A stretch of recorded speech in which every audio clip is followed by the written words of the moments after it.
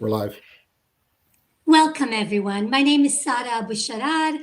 I am from the Greater BDS Coalition, Greater Toronto BDS Coalition, and I would like to begin today. Thank you for joining us. I would like to begin today by acknowledging the land on which we stand on. We are doing a virtual event today, so we all stand on different lands, and so I will acknowledge the land that I am standing on and that I am hosting this event on.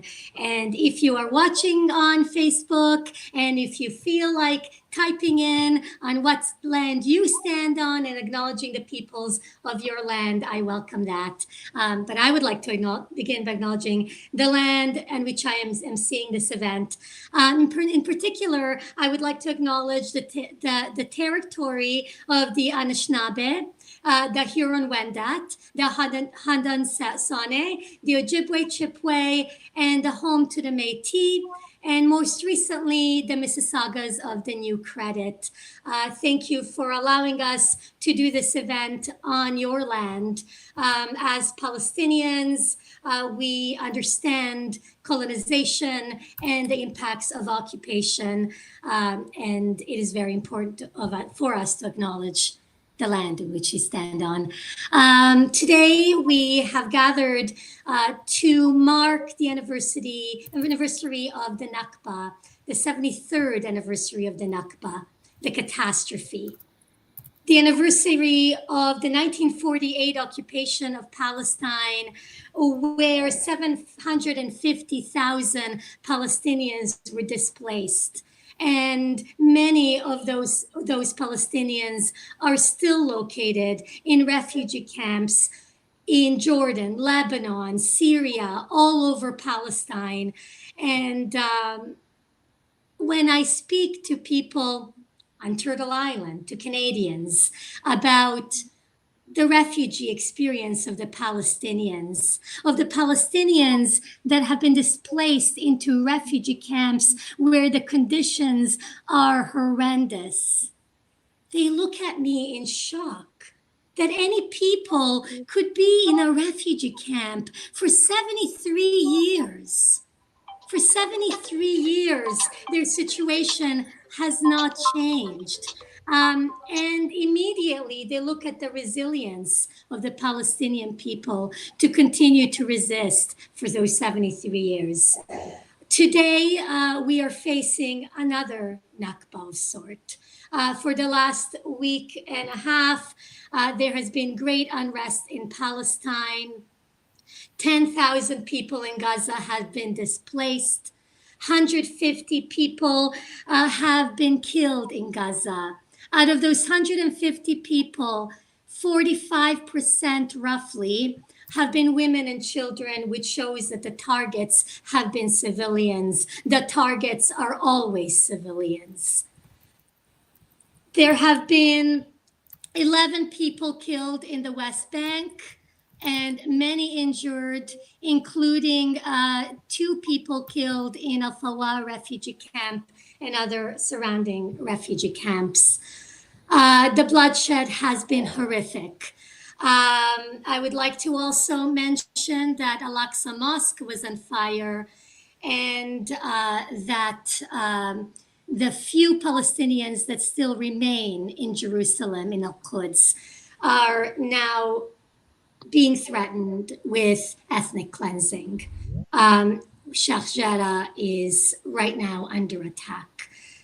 I encourage everybody to join the many protests for Nakba that are happening all through the city. I encourage everyone to write to their MPs.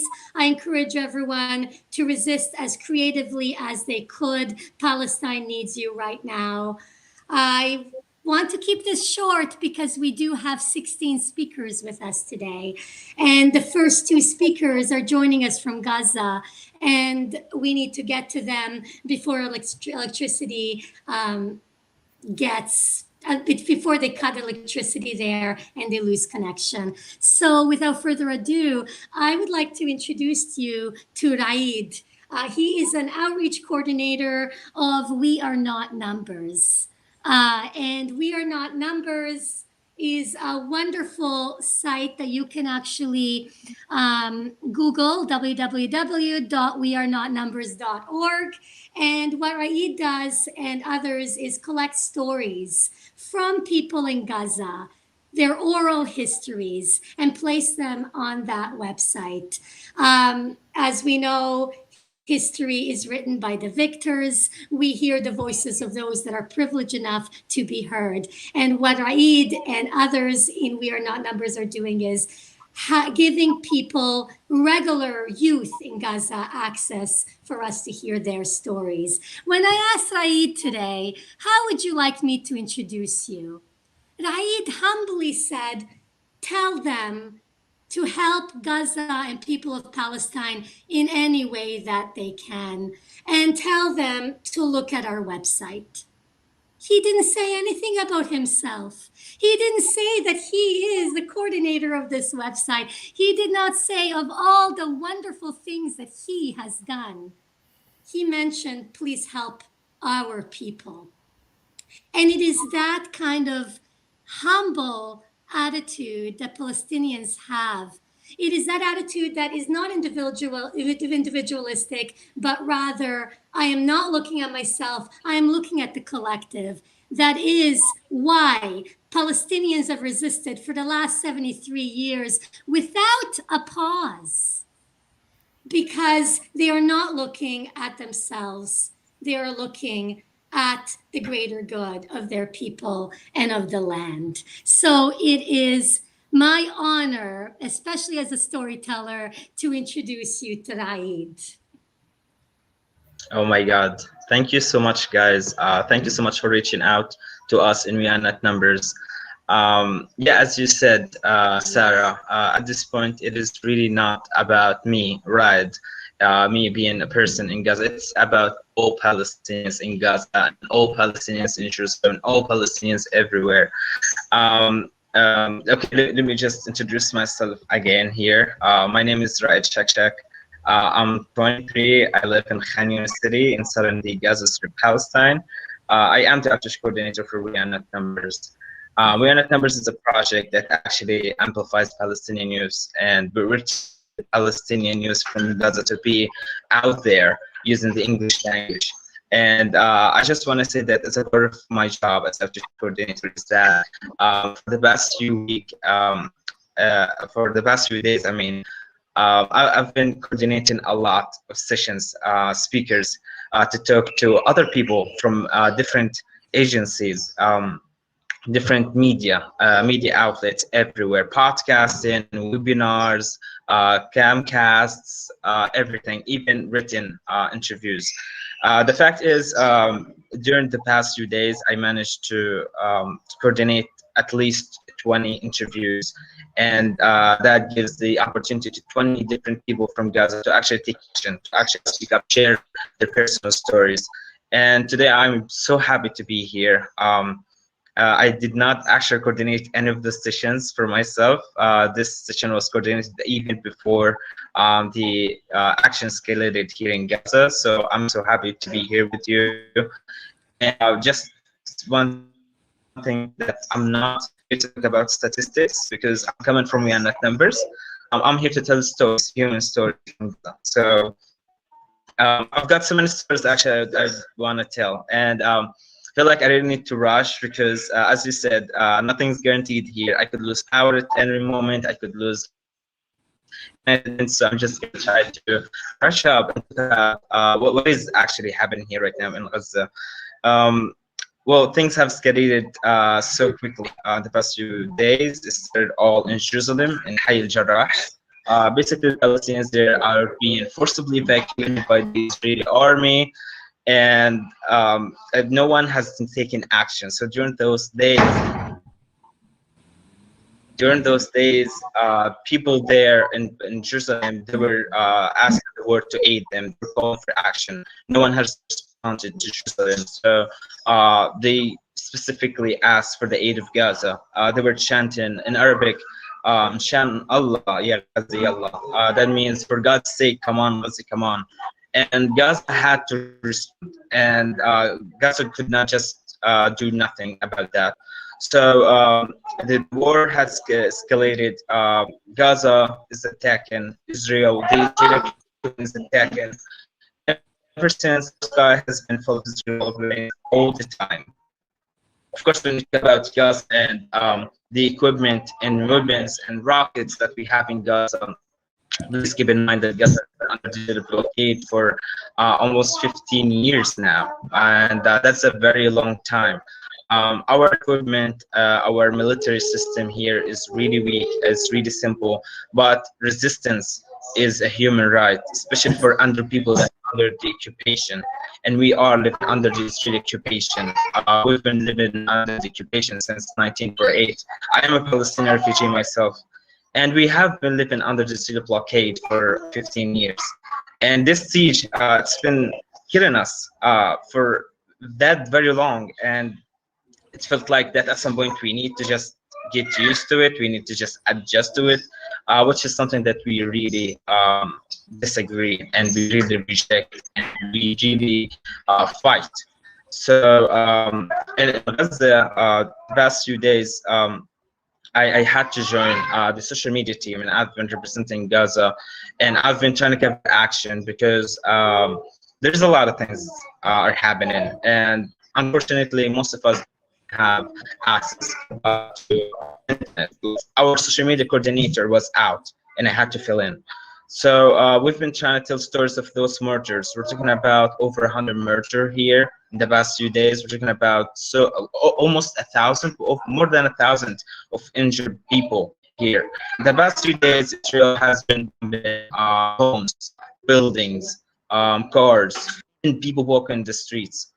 Everyone's targeted. No one's safe. There's no one. There's nowhere to go. You just have to stay home, and that's basically what I have been doing. I'm staying home right now, and I'm just trying to do my duty as a Palestinian youth from Gaza. So I've been doing all the communication work, and I'd like to say that in my numbers we do have other people. We don't have other people in the West Bank. We have other people in the occupied lands in Jerusalem, and even the diaspora. And it is a part of our job to let these people express themselves. Personally, I've been really worried about what's happening to my friends, especially in the occupied lands, because they're totally armless and they're being attacked by Israeli settlers with the aid of the Israeli army and the Israeli police. And personally, I have a friend who actually had to go all the way from Haifa to Jerusalem at night to defend Al-Aqsa, being attacked in the mosque.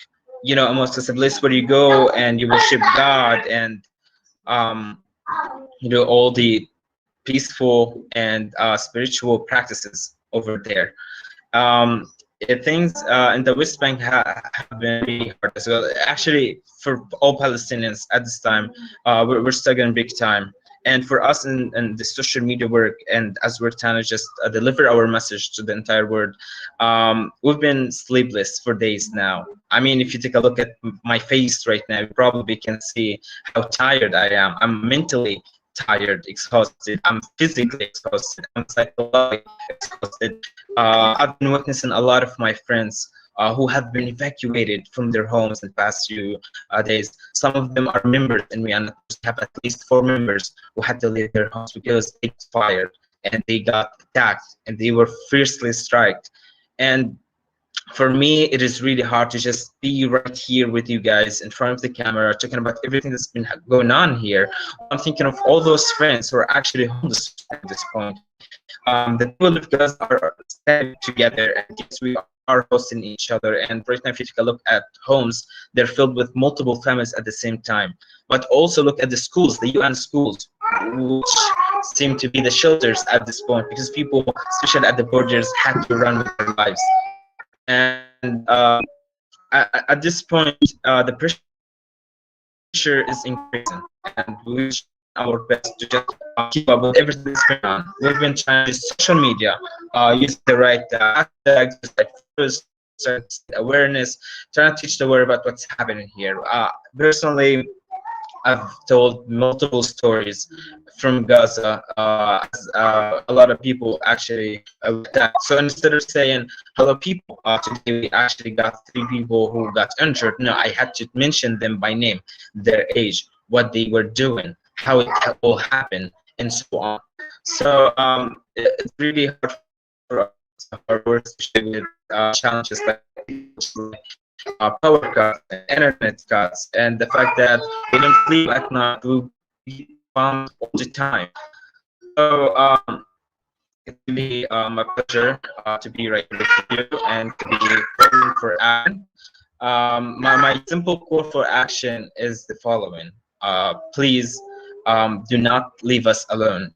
It is a fierce round. It's been the most vicious attack on Gaza in its history. And the fact is, if you want to take action, you can take action. A lot of people reach out to me and they say, we want to help, but we don't know what to do, or we can't do anything. Actually, you can do it. As Sarah said at the beginning, that you can simply go to me on you can find stories over there. You can check our accounts on social media, on Facebook, on Instagram, on Twitter, and you can read a lot of stories that we've been working on, because we're trying to submit the Palestinian legacy, and we're trying to prove to the world that all lives matters, Palestinian lives matters, and those people are not just numbers, they have stories. You can check our website, you can subscribe to our newsletter to be updated about what's happening in Gaza. You can donate to our website, to our project, and of course you can always teach the word. You can always spread awareness. And one last thing that I would like to add here, I'm sorry I took a lot, but for sure. You can always follow the BDS movement, which is a movement that boycotts Israel and its economy and its products and everything, because everything that you buy from Israel, the Israeli occupation, is actually aiding the Israeli military, the Israeli army, which in return aids killing us. Okay, it aids arresting people in the West Bank and occupied lands. So follow the BDS movement and boycott Israel and its products and its economy. And please take action, share the stories, tell your friends about them, tell your colleagues, family members, and donate to our project. We are not numbers.org. And thank you so much again for having me right here with you. I'm so happy. And receive love and peace from Gaza.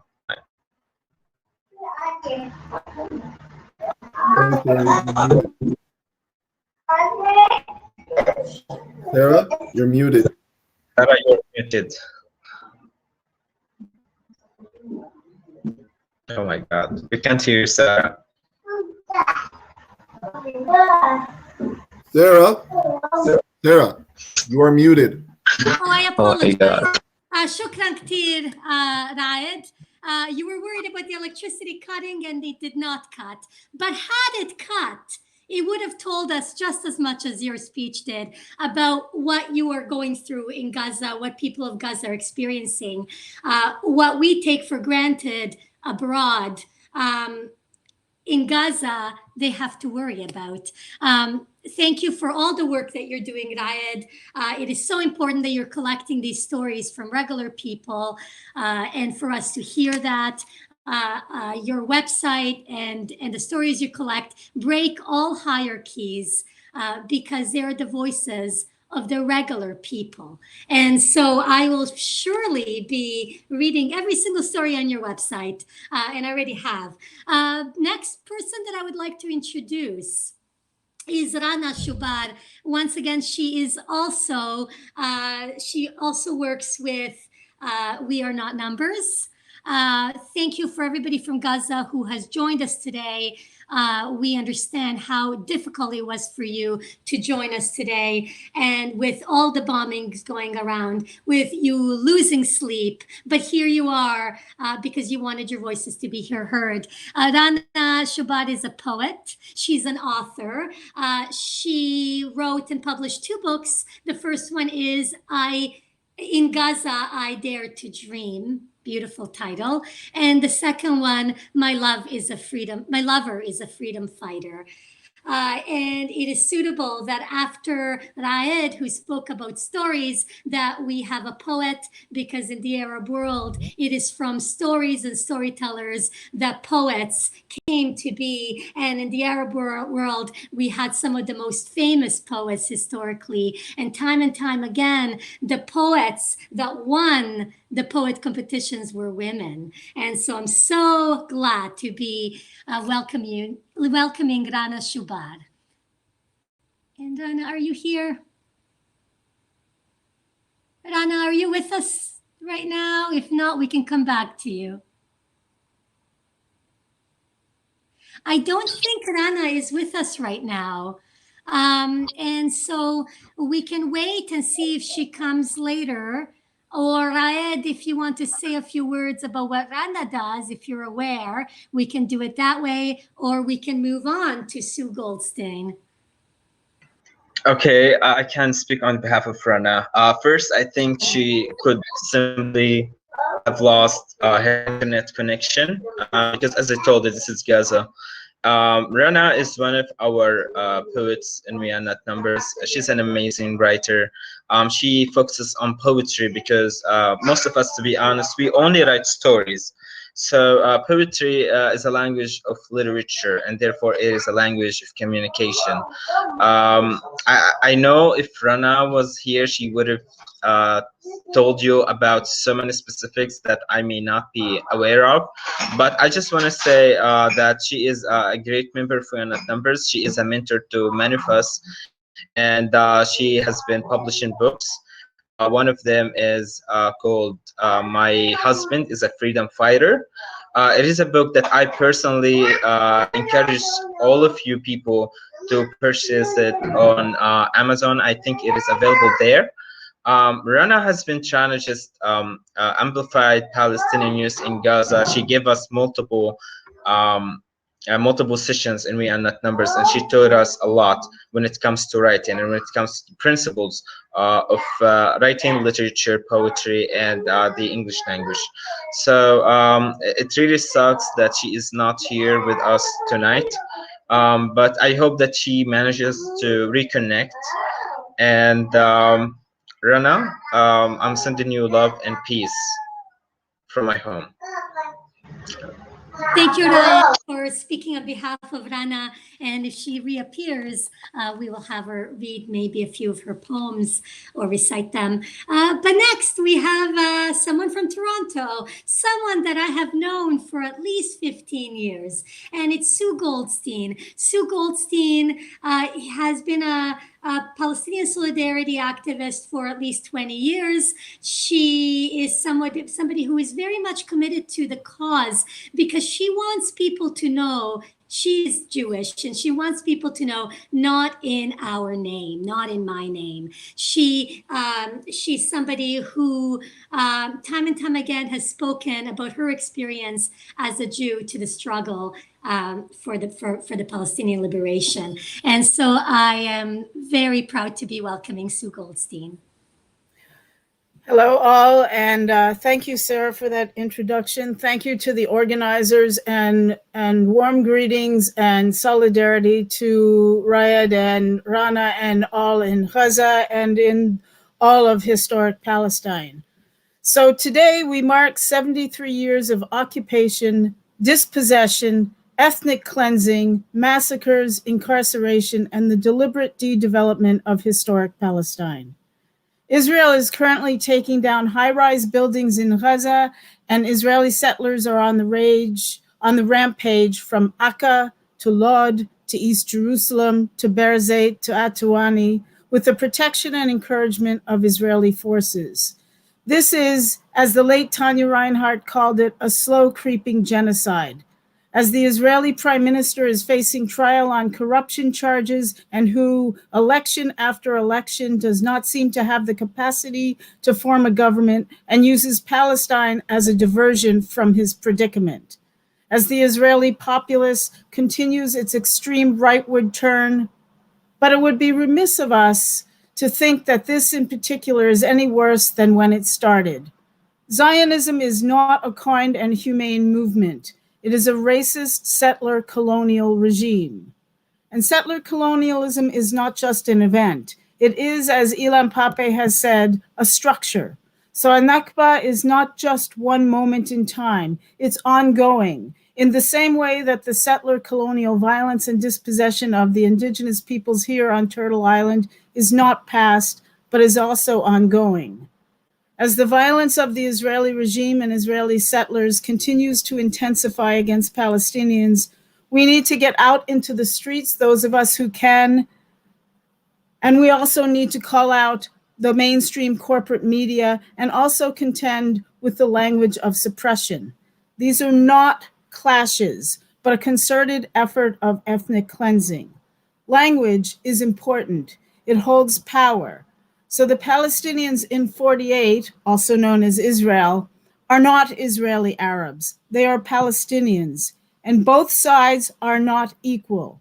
This is an asymmetric struggle where a besieged people struggles against a state power with a massive war chest paid for with your tax dollars in the US, Canada, and the EU. These are war crimes, and now more than ever, we got to turn up the heat in any way we can. Let's make history and stop a genocide while it's happening instead of wringing our damned hands after it's taken place. Let's take this structure down from Turtle Island to Haiti to Colombia to Palestine. And a last few words. As always, I feel a responsibility as a Jew to address my Jewish compatriots of all cultures and kinds. This isn't about us. It's a struggle for Palestinian liberation that we should be in solidarity with. Because it's the Israeli regime, the so-called Jewish state, it puts a particular twist on our relationship to this struggle. Our voices are important in the way that all voices in support of Palestine are important. Let us not center ourselves, but center the struggle. And a last word quoting from Tarek Bakoni.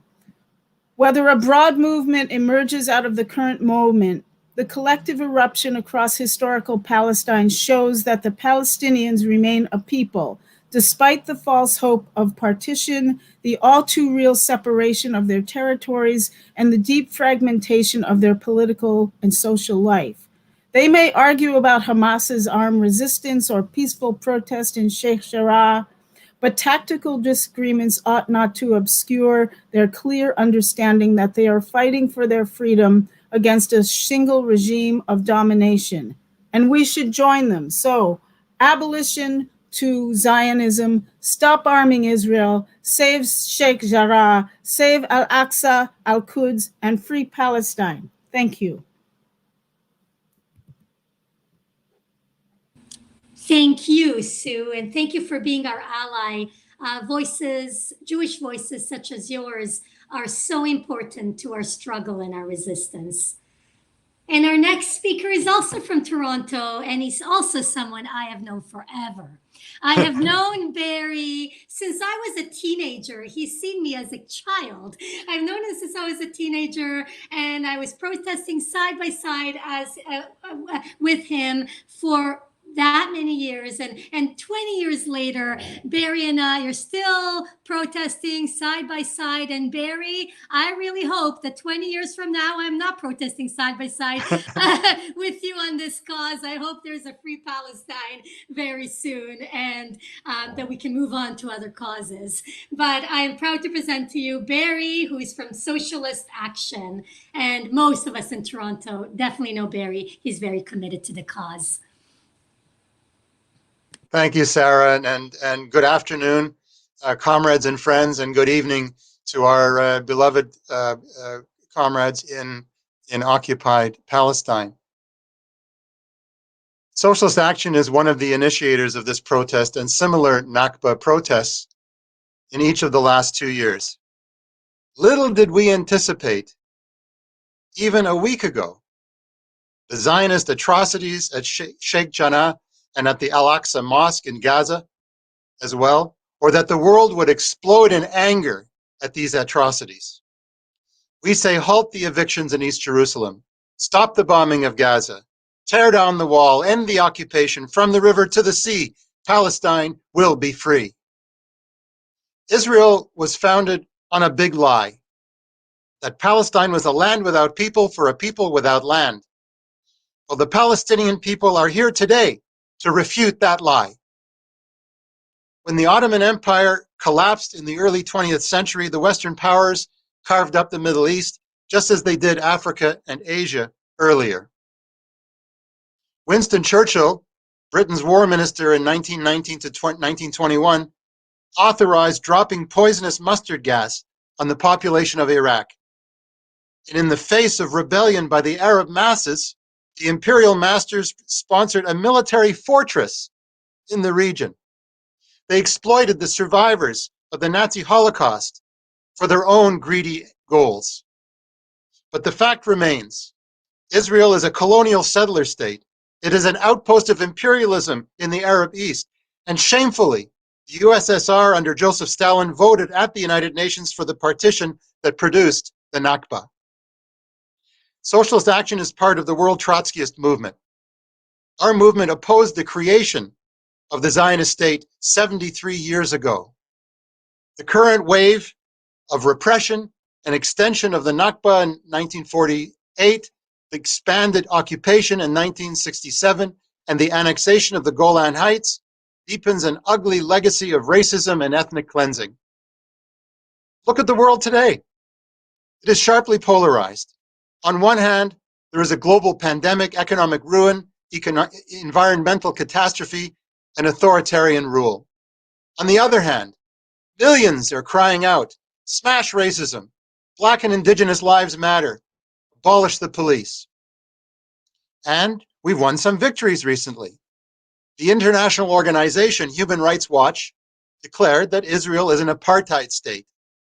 B'Tselem, the Israeli Information Center for Human Rights, also proclaims that Israel is an apartheid state.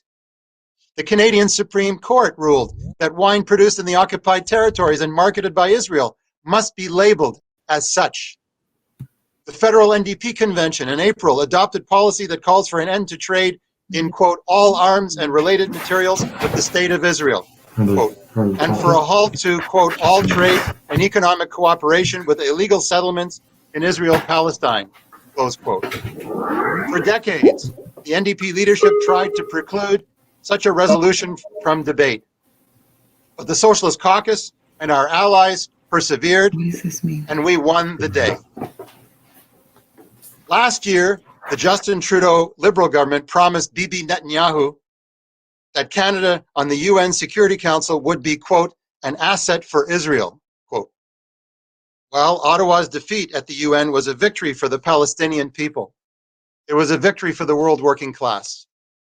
We know that public opinion in Canada backs sanctions against the Zionist state.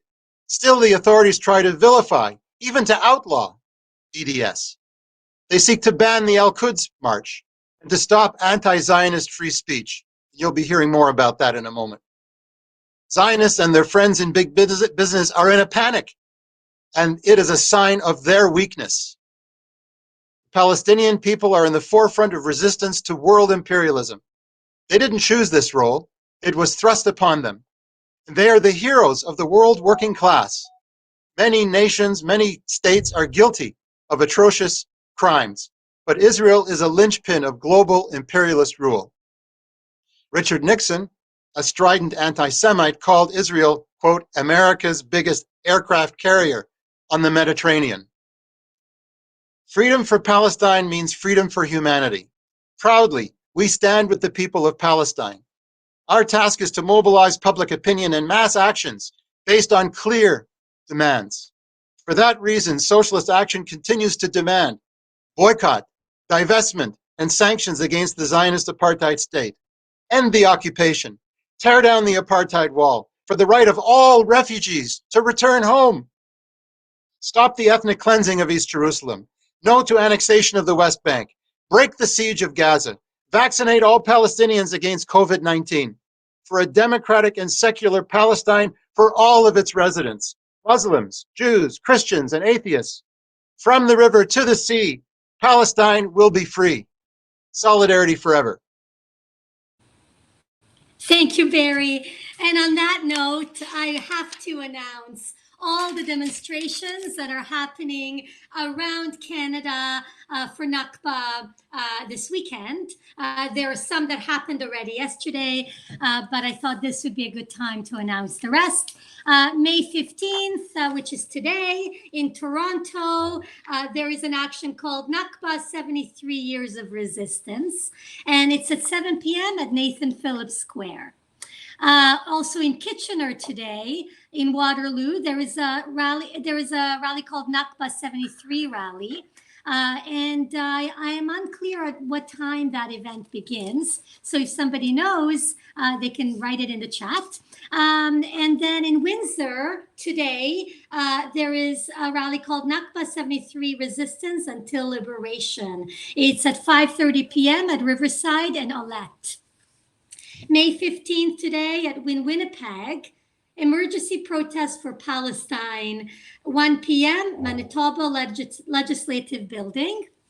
In Saskatoon, protest for Al-Aqsa, Palestine at 3 p.m., which is very soon, and it's at 500 Spadina Crescent. Edmonton, we have Drive for Palestine. It's a drive-through protest, keeping mindful of COVID, and it's at 6 p.m. and it's at the car convoy starting at Castle David at YMCA. And then in Vancouver, there is Nakba 73 Flash Picket for Palestine, and that one is at CBC Vancouver Plaza. A lot of protests all over the country, and there should be more. And there's also more. There's one in Ottawa, Resistance Until Liberation, 220 Elgin Street, Ottawa. Montreal, today again, there are 3 different events. 2 already happened, and there's one coming up at 2 p.m. So in 20 minutes, it's called Stand for Jerusalem, No Ethnic Cleansing. May 15th today in Quebec City from 1 to 2 p.m. So there is still 20 minutes to catch that one. It's at the Assemblée Nationale de Quebec. And in Halifax today, Nakba Catastrophe, 73 Years of Palestinian Resistance from 3 p.m. until 5 p.m. So right after a rally, go down to Halifax and protest. And actually, you don't even have to go down to Halifax. It's over Zoom and over Facebook. So we will all be tuning in. And then tomorrow, there are several actions. One of them is in St. John's, Newfoundland. And it's in Bannerman Park. And the time is unknown, but we still have a day to find out the time. May 16th in Oakville, 11:30 a.m. to 2 p.m. Stand in solidarity with Palestinian brothers and sisters and siblings. And that one is at the intersection of Trafalgar and Leyland near Oakville Place. May 16th, also tomorrow, in Hamilton, All Out Hamilton City Hall, 4 p.m. And that one should be a good one as well. And that is all the actions we have in Canada that I am aware of. But if more actions pop up, let me know and I will announce them. Please make it out to one of those actions. It is very important that our voices be heard right now. It's very important to show the Canadian government that we do not stand for the bloodshed and the ethnic cleansing of the Palestinian people or of any people on this earth. We need to show our support to Palestinian people, that we stand with them, that we see what is happening to them and their families. If you cannot make it out to one of the demonstrations, please write letters to your MPPs. Please find creative ways of demonstrating. There are so many ways of doing that. It is very, very important that we voice our concerns right now. And now we are going to move on to Yves Engler, who is an activist whose voice is constantly heard in Canada. He's based in Montreal. He's a writer and he's an activist and he's a risk taker. And he's part of the Canadian Foreign Policy Institute. Yves has really stood up for this cause for so many years and has not allowed his safety to prohibit him from voicing his opinion on this. And Yves, I welcome you to the mic. Thank you. Thanks, everyone. I can report that here in Montreal, that wasn't mentioned in the list of demonstrations. I just came back. It was a car caravan, and I biked through it, and it was about an hour of biking through. There were certainly hundreds of cars, maybe as many as 1,000 cars. I have been to a lot of protests in my life. I don't think I've ever seen anything like it. So there is clearly a lot of anger against what's going on and against Canada's complicity, and that is what I will be talking about. I'll be talking about in 3 different elements. The first part, I don't have much time, so I'll be quick.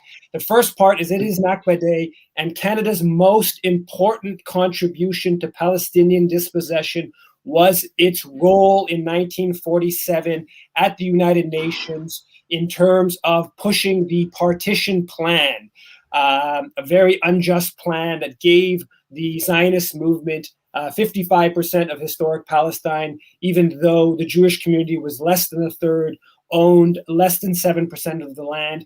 And Canadian diplomat Lester Pearson, who later becomes a prime minister, chaired the first committee on Palestine that created the parameters of the United Nations Special Committee on Palestine, the delegation that would go to Palestine to deal with, come up with a proposal for the British mandate. And Lester Pearson worked to make the United Nations Special Committee on Palestine's mandate as sympathetic towards the Zionist movement as possible. He had already publicly pronounced his support for Zionism. The lead Canadian delegate on the United Nations Special Committee on Palestine, Ivan Rand, is considered the lead architect of the partition plan. At one point, he actually argued to give the Zionist movement even more of the land than the Zionist movement was asking for. And he played a very important role in the negotiations, pushing the majority report, writing the majority report for the partition plan. And then when that proposal was brought back to the United Nations, Lester Pearson once again played a central role in bringing Moscow and Washington on board for the partition proposal, and he was lauded. He was lauded by Zionist groups. He was talked about on front page of the New York Times, Manchester Guardian, about his important role in that. And that partition plan is what gave the Zionist movement the diplomatic cover to drive out Palestinians, which had long been their plan, and the partition plan gave them this sort of legitimacy to ethnically cleanse much of Palestine. Fast forward to today, I want to talk about 2 things. One is the fact that in this country today, it's been going on for 75 years. There was hundreds of Canadians that fought to ethnically cleanse Palestine in 1947 and 48. The Israeli Air Force, the nascent Israeli Air Force, was led by a Canadian. It was heavily Canadian. But right up until today, you have recruitment for the Israeli military that is taking place in contravention of Canadian law and contravention of the Foreign Enlistment Act. It's been going on for 70 plus years, and there's, it varies, but as many as about 200 or so Canadians in the IDF at any given time. And this is the Israeli consulate, the United Jewish Appeal of Toronto, a number of other groups have openly contravened the Foreign Enlistment Act in pushing youngsters to join the IDF. But there's also other organizations, a number of different schools that have, one in Toronto, Tannenbaum Chat, that has IDF days. It has IDF days, biggest private school in the country. It brings in Israeli soldiers to talk to students when they reach grade 11, grade 12, when they're maybe thinking about what they're going to do after high school. There's other schools that have, plaques devoted to their alumni that have joined the IDF. So they really celebrate this whole joining of the IDF and going and directly participating in Israel's occupation. The third thing, the most important Canadian support for Israel, for the ongoing apartheid regime, for the system of Jewish supremacy that Israel imposes. The most important Canadian contribution to that today and in recent decades is the fact that there are registered dozens, probably into the hundreds of registered Canadian charities that raised more than $250 million in 2018 for projects in Israel. Those are charities that can provide tax receipts to Canadians. So that about a third of that money would be subsidized by the Canadian taxpayer, possibly even more, but around a third. Since 1967, since Canada brought in its registered charitable status, we can provide tax receipts. My calculations would be that more than $5 billion has been raised for projects in Israel. That will work out to about $1.7 billion paid for by the Canadian taxpayer on those charitable donations. A lot of those donations go to supporting explicitly racist organizations in Israel, like the Jewish National Fund, that go to supporting projects that support the Israeli military, like the Hesek Foundation, go to projects that are operating in the West Bank, supporting West Bank settlements, supporting racist organizations, and supporting a foreign military, all contravene the Canada Revenue Agency's guidelines of charitable activity. So technically, those should all not be allowed to have, and any charity supporting the IDF, supporting racist organizations, supporting settlement projects should lose their charitable status. So if the Canadian government was simply to uphold the laws that it already has on its own books, that should stop Canadians from joining the Israeli military, being recruited to join the Israeli military. That should stop millions, probably tens of millions of dollars being raised by charitable organizations in this country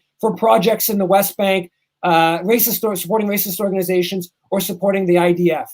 So right there's a lot of campaign, a lot of pressure points that the pro-Palestinian movement needs to be pressing on. But more broadly, why is more than $250 million being subsidized by Canadian taxpayers for projects in Israel, any project in Israel, for supporting a museum, for supporting a university, for supporting the Guide Dog Society? There's a Canadian Friends of Israeli Guide Dog Society. There's Symphony in Israel, on and on and on. Why is the Canadian taxpayer providing a subsidy for this money for a country that has a GDP equivalent to Canada's?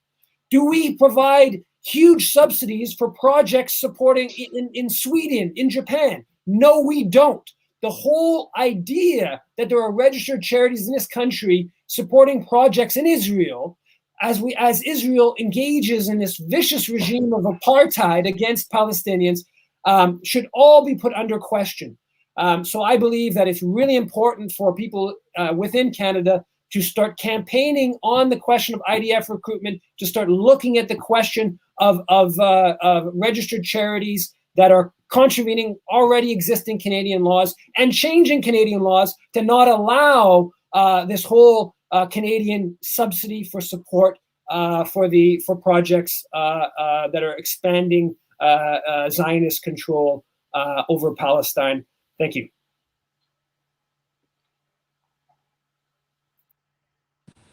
Thank you, Yves. While Yves was giving his speech, I received a message from Raed that the numbers in Palestine and Gaza have increased.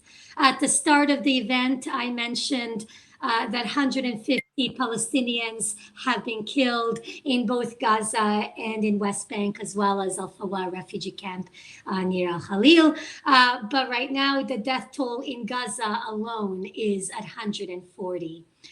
Which makes it over 150, over 151 for all of Palestine.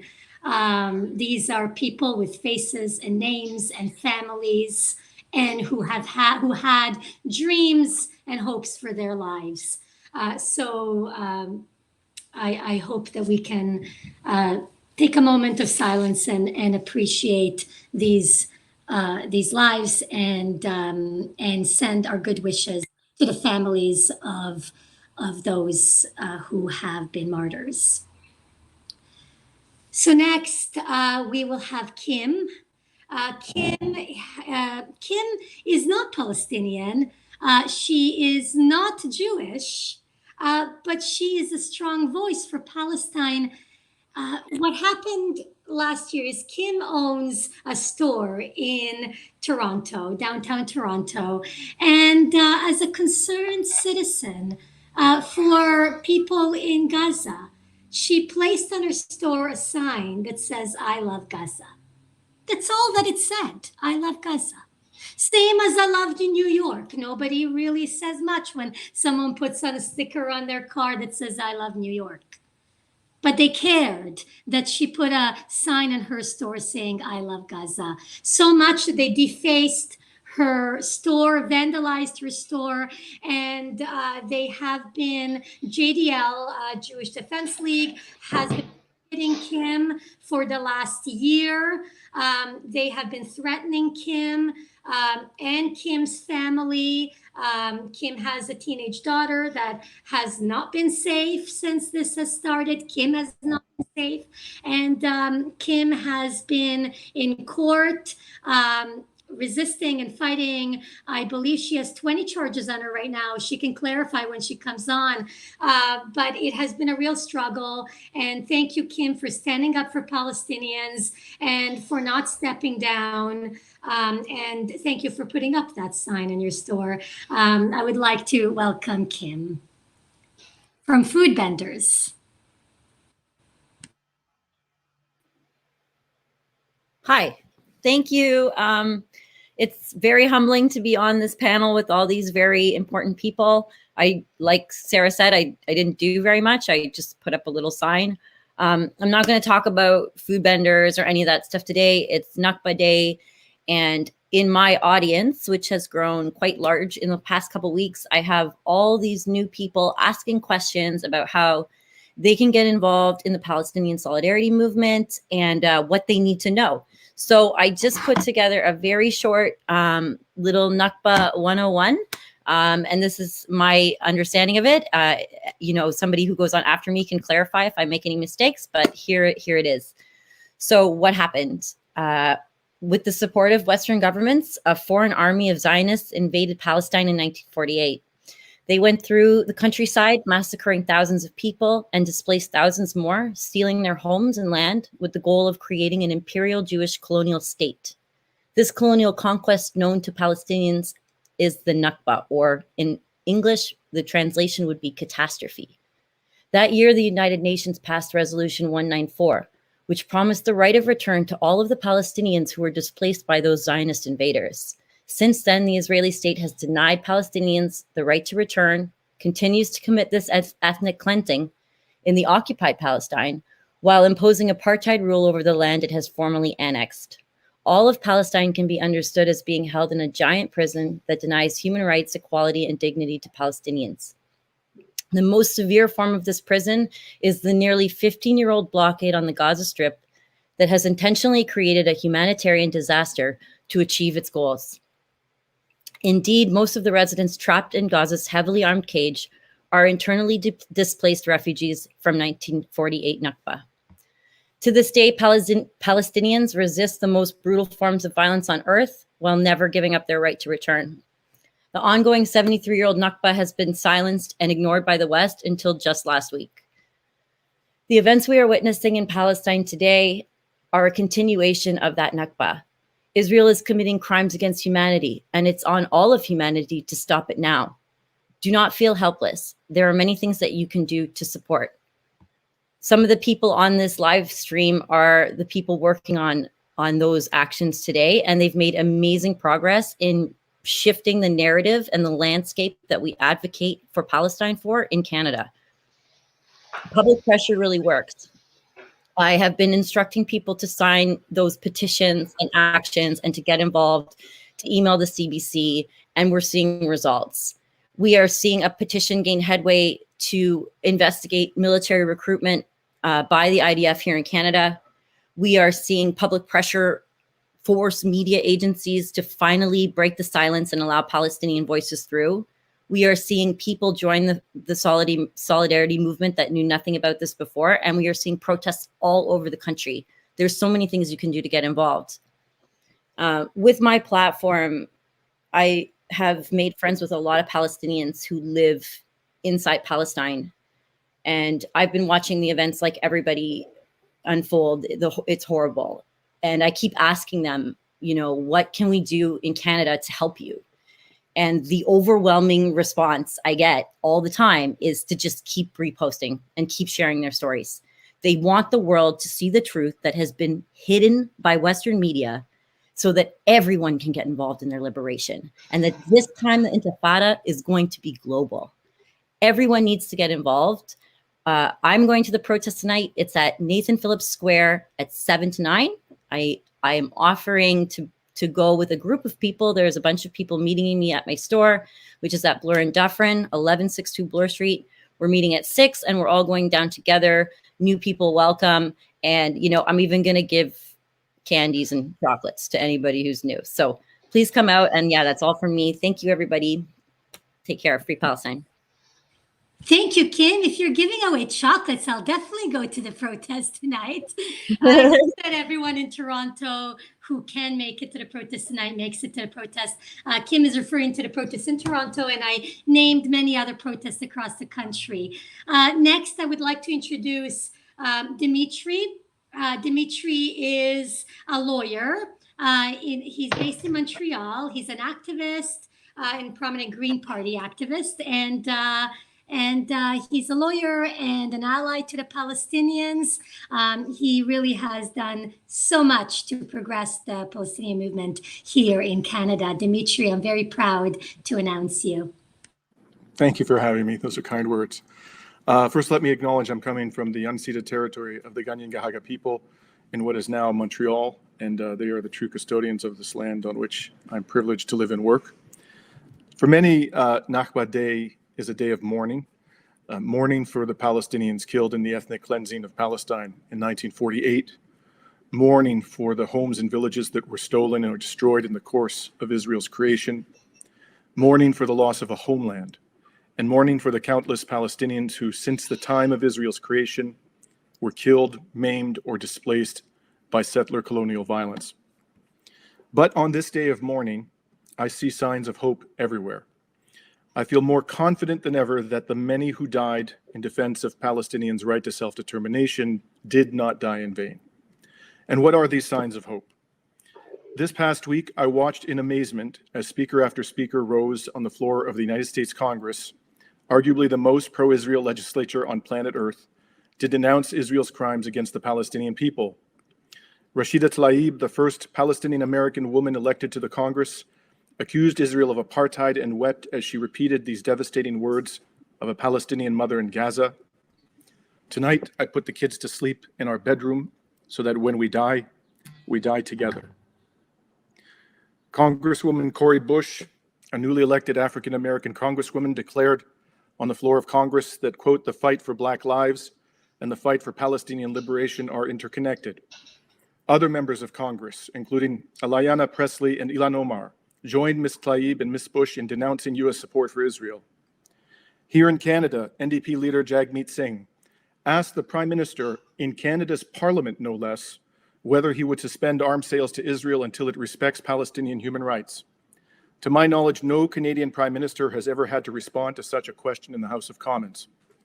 The Prime Minister did not directly answer Mr. Singh's question, which is hardly surprising given his government's inglorious record of support for Israel. Instead, he responded to Mr. Singh's question by reading a series of vacuous talking points from a piece of paper that perhaps someone else had prepared for him. But a few days earlier, his government issued a statement in which it implicitly rebuked Israel's attack on the Al-Aqsa Mosque and its attempts to displace families from their homes in Sheikh Jarrah in East Jerusalem. This week, other Canadian MPs, including Paul Manley and Jenica Adwan of the Green Party, publicly accused Israel of apartheid. All of this follows the historic report of Human Rights Watch, which my brother Barry mentioned. It openly accused Israel of apartheid last month. It's important to understand that Human Rights Watch is a mainstream US-based human rights organization that is widely respected in the West, and its willingness to call Israeli apartheid by its true name has thrust the accusation of apartheid into mainstream discourse in the United States and Canada. And indeed, the New York Times, the Washington Post, CNN, and the Globe and Mail all reported extensively on the Human Rights Watch report. Also this week on CBC News, Janella Massa interviewed Asiya Abu Makhtour, a Palestinian-Canadian pregnant mother who lives in Gaza. And on national TV, I watched as Ms. Makhtour accused Israel of war crimes while describing the terror that she and her family members now experience in Gaza on a nightly basis. There have also been positive legal developments relating to Israel and Palestine in the West. In a case I'm litigating for Dr. David Kattenberg of Independent Jewish Voices Canada, Canada's Federal Court of Appeal recently refused to approve a decision of the Canadian Food Inspection Agency to allow product of Israel labels on wines made in Israel's illegal settlements. This followed a 2019 decision by the lower court, Justice Anne McTavish, who used to be the head of the Canadian Human Rights Tribunal, that product of Israel labels on wines made in the settlements are false, misleading, and deceptive. In a similar vein, late 2019, the European Court of Justice ruled that product of Israel labels on settlement wines sold in the EU are a violation of EU law, specifying that makers of these wines must indicate clearly that the wines come from a settlement. And on top of all of this, the International Criminal Court recently decided to investigate Israel for war crimes. What is most remarkable about these unprecedented developments is that they are happening 4 years after 4 years of fanatical Trump administration support for Israel. Under Trump, the US recognized Jerusalem as the capital of Israel. It allowed settlement products to be labeled as product of Israel in the United States, and even went so far as to suggest that the US government now accepted the establishment of permanent Israeli settlements on occupied Palestinian territory. The Trump administration even cajoled and pressured Arab governments, including those of Bahrain and the United Arab Emirates, to strike peace deals with Israel under the so-called Abraham Accords. It seemed to many as though the occupation was being normalized just months ago, even as Israel was no longer even pretending to be involved in negotiations toward a two-state solution. As a result of this, some began to argue that the Palestinian cause was dead. But now, less than 4 months after the departure of the Trump administration, we see not only that the Palestinian cause is not dead, we see that the Palestinian cause is more alive than it has ever been. Today, Israel's apartheid regime is a house of cards, and that house of cards, brothers and sisters, is collapsing. Within our lifetimes, the Palestinian people will achieve their dream of self-determination. On this Nakba Day, let us recommit ourselves to ensuring that that dream is realized. Thank you.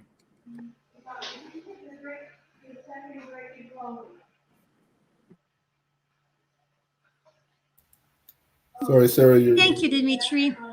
And I'm no longer visible, I don't think, but you can probably hear me.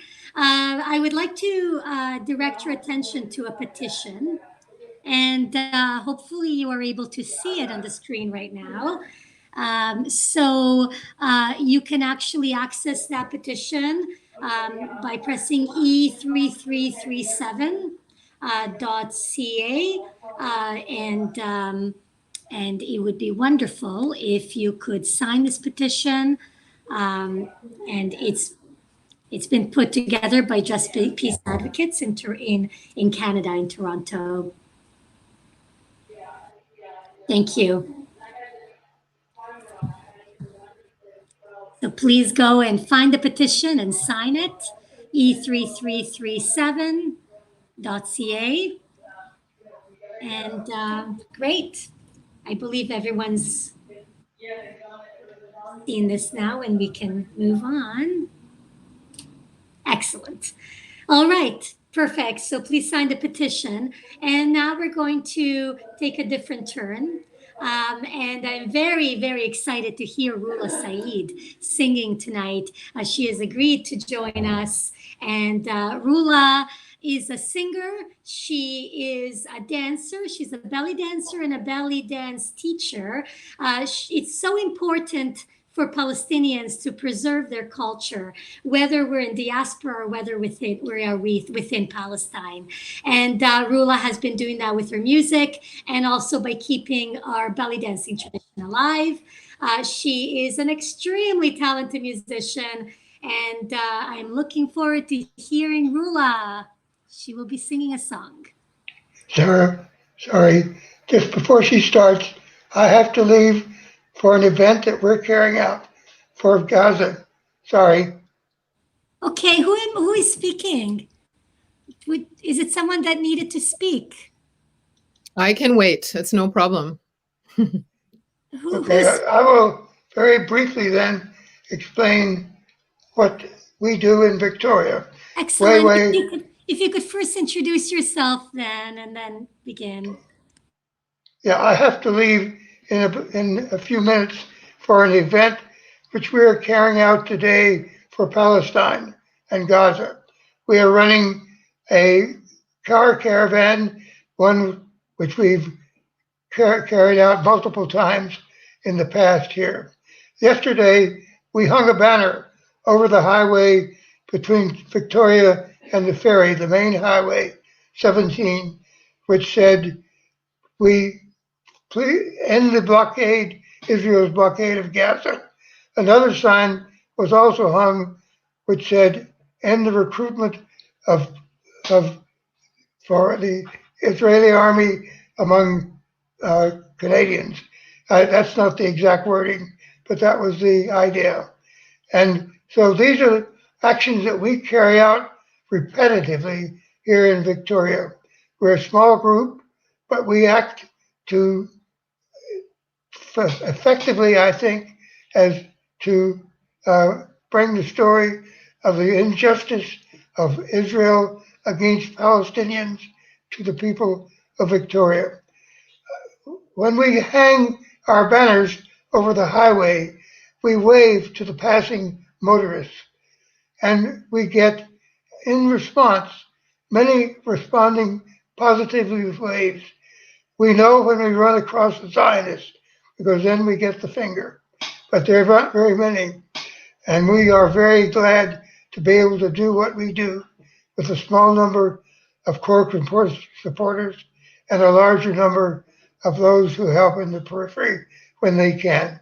So thank you very much. Sorry to interrupt, but I have to go because we're carrying out a car caravan today. Thank you very much. Thank you, Edwin. That was Edwin Daniel, and he's from the Coalition Against Israeli Apartheid, CAIA. There were CAIAs all over the country before, but that is one of the only CAIA groups that we have within the countries now.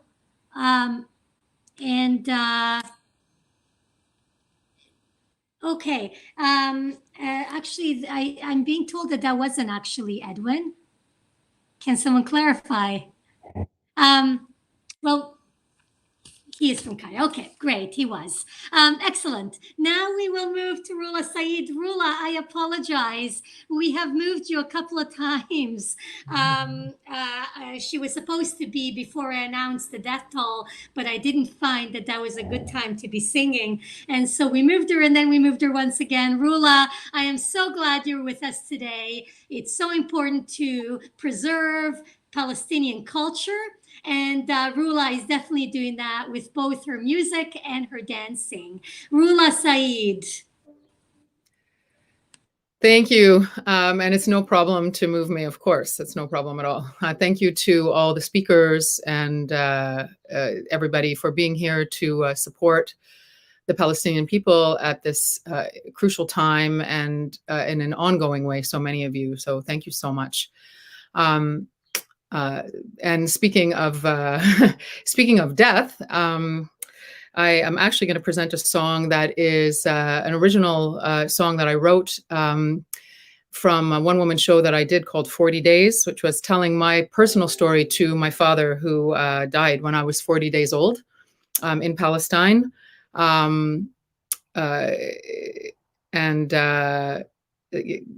Not because of war in directly, in the case of my father, because of a freak accident, but it is somehow it's what kept coming to me as my offering today, as a kind of the catastrophe on the personal level that really, in many ways, has shaped the direction of my life and my family's life. And it is an absence that has been a presence my whole life in many ways, as has Palestine, which I have spent way too little time there.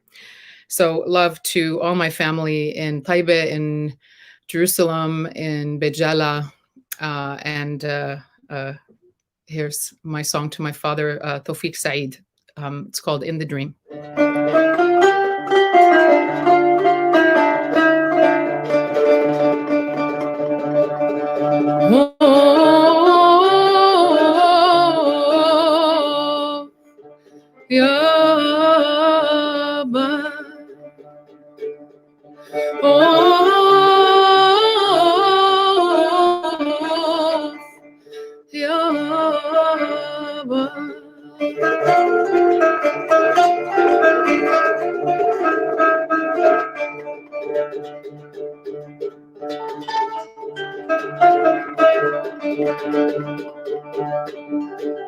In the dream,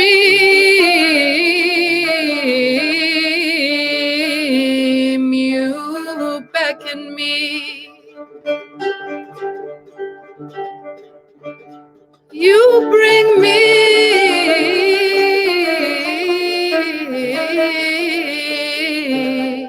to a tree.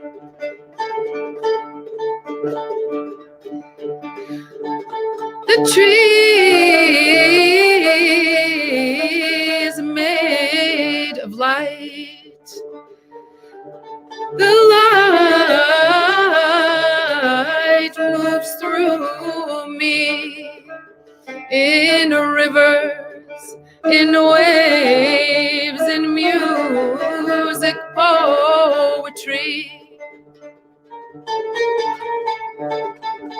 Above the tree, a funnel of light, a spiral of luminous beings leading me into the blue skies of eternity. And you at the top of the spiral, arms outstretched to me.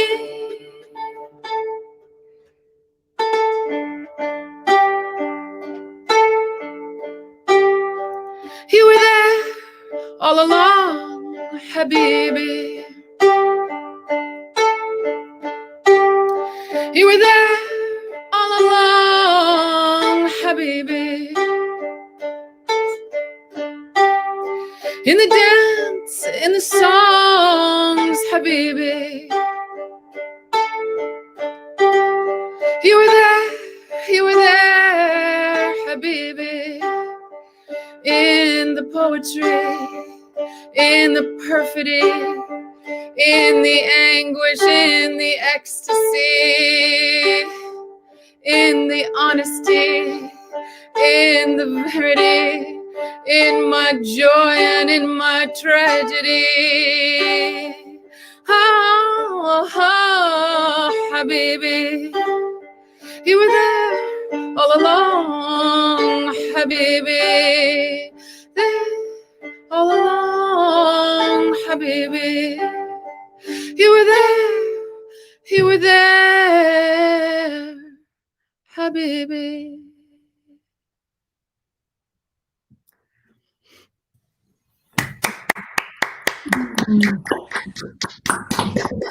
Roula, that was so beautiful. What a beautiful tribute to your father and your land, and that was just breathtaking. You could hear Roula performing all over the city of Toronto and elsewhere. And I hope you could support her music and her performances because she really is a gift to our community here in Toronto. Thank you so much. And if any of you are getting married and you need an officiant, I'm also a wedding officiant. You want a qanun playing person with a some Arab spice for your nuptials. Check me out. Thank you. Beautiful. Thank you, Roula. And it's only suitable that Robert should go after Roula. Robert Massoud is the founder of Beit Zatoun. He was the first to bring Palestinian olive oil to Canada, and you can still purchase Zatoun all over Canada, and you can purchase it online if you're outside of Canada. For many years, Robert ran a cultural center, an art center in Toronto, downtown Toronto, called Beit Zatoun. And there he promoted many, many, many Palestinian artists. But not only did he promote many, many, many Palestinian artists, but he also inspired many young Palestinians to become artists. And I remember when I first got into the arts many years ago, being one of the few performers, and even dropping out of the arts world for 10 years because I was alone and targeted. But then Beit Zatoun opened, and something changed. All of a sudden, Arabs are going into the arts, young Arabs, and it became a safer space for the older Arab artists to continue with their work and to be recognized as valid artists, which they weren't as well before as they are now. Really, Beit Zatoun opened so many doors for so many artists. And Robert has done so much for Palestine, Canada-wide, but also he's done so much in preserving Palestinian and Arab culture. And I would like to thank Robert for joining us today. And I would also like to thank Robert for all the promotional work he has done for me as a Palestinian storyteller. And I'm honored to welcome my friend Robert Massoud. And I think we all are in for a treat from hearing from Robert. Welcome, Robert. Thank you, Sarah. Thank you so much for these very kind words. And thank you to the people who are attending for taking part in the 73rd Nakba Day commemoration. This day marks a year-long disaster or catastrophe for the indigenous people of Palestine in 1948. This day is no idle commemoration of history. For Palestinians and the people who support their just cause, the Nakba is not simply the past. It is also the present, and it is the future. The Nakba is the single foundational event to understanding the past, to dedicate ourselves to tireless action in the present so that we can correct injustice, and finally to give us courage to embrace a just, peaceful, and viable future for all who live between the river and the sea. The Nakba is a living event which serves as the engine to drive the present, which becomes the future. We see this most clearly in a process that leads a growing number of people in Anglo-America to arrive at the Nakba moment and then join a larger movement for truth and justice. To understand the police violence at Al-Aqsa, Sheikh Jarrah, the settlements, Gaza, etc., is to follow the painful cutting thread from 1948 to today. It is the dark logic of Zionism which demanded a Nakba in order to create an Israel. Zionism is tribal nationalism and ethnic supremacy, whose relentless process must pass through ethnic cleansing, then apartheid, and always endless violence and displacement. This inexorable, deadly logic has convinced many Jewish organizations and individuals, including Peter Beinart, Jewish Voices for Peace, and our own Independent Jewish Voices, to move from two states to one democratic state thinking. Slowly, they have been forced to shift from end the occupation since 1967 to end the settler colonialism since 1948. Any honest evaluation centered on human rights and dignity must lead to 1948, and with it, move from anti-Zionism to a larger anti-colonial framework. The Zionist narrative, which has dominated in Canada and other Western countries, is unraveling. It is being ripped apart by at least three shattering tectonic shifts. One is the realization that Israel is a settler colonial project practicing active apartheid. Two, acceptance that anti-Zionism is not anti-Semitism. And finally, the growing number of Canadian and American Jews, especially the young, who reject the narrative that they have been told from childhood and are speaking out and acting against Zionism. A great part of this consciousness and the vehicle for action is embodied in BDS, Boycott, Divestment, Sanctions Movement, and its three demands: freedom for occupied lands, return of the dispersed Palestinian refugees, and equality for Palestinians living inside Israel. This requires the boycott of products made in settlements, divesting from companies that profit from the occupation, and impose institutional sanctions on Israel and its leaders. We can clearly see that Canadians and a courageous few in government are waking up to this, more and more adopting the relevant and accurate language of anti-apartheid, anti-racism, anti-colonialism, to name the true but hidden face of Zionism for the last 100 years in historic Palestine, and more will join. In Palestine, they fight Israel with their bodies and stones. We here living in Canada, our main job is to work tirelessly to expose the fraudulent Zionist narrative which enables and protects Israel in Zionist bastions of Western institutions. Only ordinary Canadians can force their institutions at home to change their blind support of Israel. In this massive effort, we are sustained by the glorious words of Martin Luther King Jr. The arc of the moral universe is long, but it bends towards justice. And so it shall be for Palestine. We each have a job to do in our own way and within our own circles. Please redouble or join the struggle to liberate Palestine for the sake of all who inhabit that land, and yes, for ourselves also. Thank you for your dedication to justice in Israel-Palestine and your past and future work. We will get there. Thank you. Thank you, Robert. That was very powerful. And Robert is from Quds. He's from Jerusalem. And so thank you for joining us today, because I'm sure that this is a very difficult time for you and for your heart. Even though Robert was born here in Canada, doesn't matter where Palestinians are born, our hearts are always with Palestine. And it's like we are seeds spread all over the world, but our resistance and our love for Palestine remains wherever we are.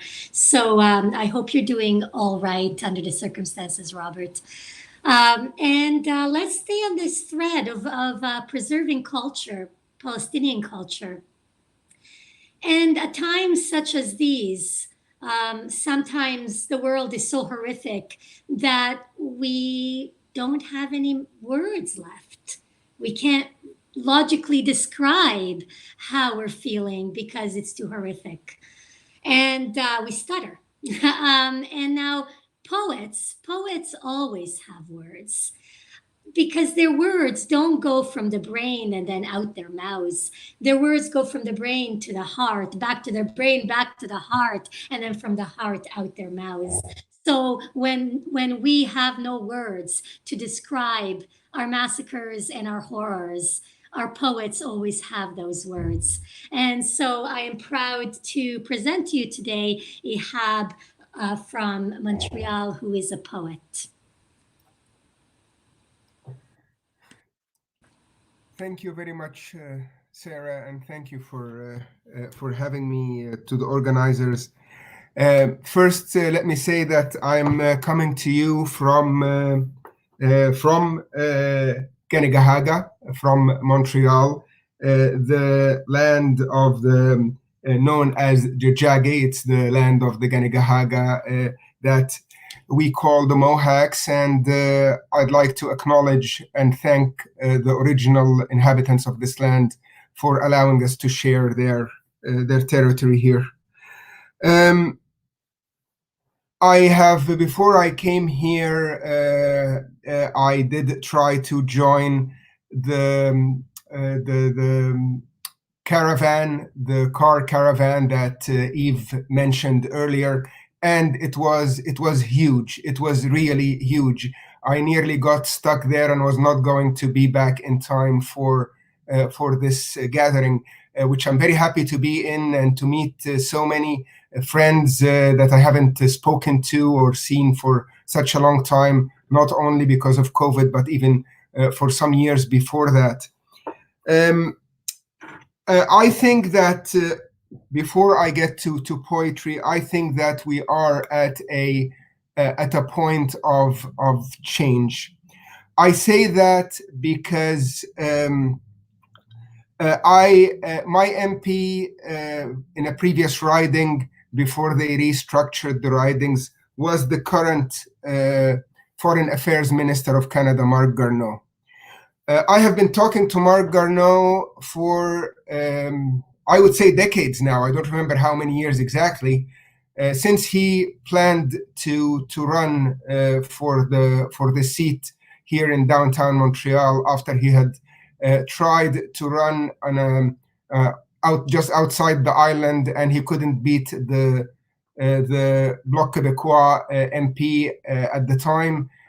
She beat him badly, so they found him a secure riding here in downtown Montreal. And from the first time I met Marc Garneau, whenever we spoke about the Palestinian issue, the only line that he knew how to say and repeat again and again was the rockets that are fired against Israeli civilians from the terrorist organizations in Gaza. He repeated that again and again, and I was shocked, happily shocked, that in his statement that he made a few days ago, he did not mention that. And to me, this is huge. It is really huge that it means that we are making change. We are making a difference. I spoke to a few MPs who are more understanding and more realistic and justice-loving, and I think that we are making a change. I'm not going to repeat what others have said already because we have seen change in the Canadian Parliament. But I have to say that it is a time now not only to email MPs, but to call, and particularly to call Liberal MPs. Call them, call their offices. There is a chance to make a change right now in the Canadian government's position. We are showing slight changes. We need to push and push hard so that we can really get meaningful change from the Canadian government. And that is the best that we really can do while we are on this land here at this point in time, to support those. And I'm so happy to have with us people from the land of Palestine with us here to show them our support. It might not be that meaningful compared to the suffering and the hardship that they go through, but for whatever it's worth, we are here, we are standing as much as we can beside you and next to you, and we hope to be able to achieve something. So again, I plead and I repeat the pledge to all those who are participating or listening to this virtual Nakba commemoration to call your Liberal MP's office. It really doesn't matter what you say. It really doesn't matter how well versed you are on the issue. Just say Israel is now committing atrocities that cannot be accepted, and we want Canada to speak up. And this would be enough. The more calls they get, the more something will happen. They are under pressure now. we saw the NDP, the Green, the Bloc exerting pressure, and the Liberals are slightly caving. They can cave further. Let's keep pushing. Now, it's always difficult to read poetry after hearing music, because music always trumps poetry. So thank you, Roula. It was great hearing your music. I do not regret it. So I will, as always, when I'm invited to read poetry, especially when it's in a quick event or I have a limited time like this, so I cannot really mix and match. So I have to choose which poem to read. So I had 3 poems in front of me, and I was deciding which one to read. And I decided to read one that I very recently finished, and it is in Arabic. It's in the Egyptian colloquial, so I'm going to read that, and then followed by a quick translation, although translation never gives justice to poetry, and particularly to Arabic poetry. So here it goes. لوحدك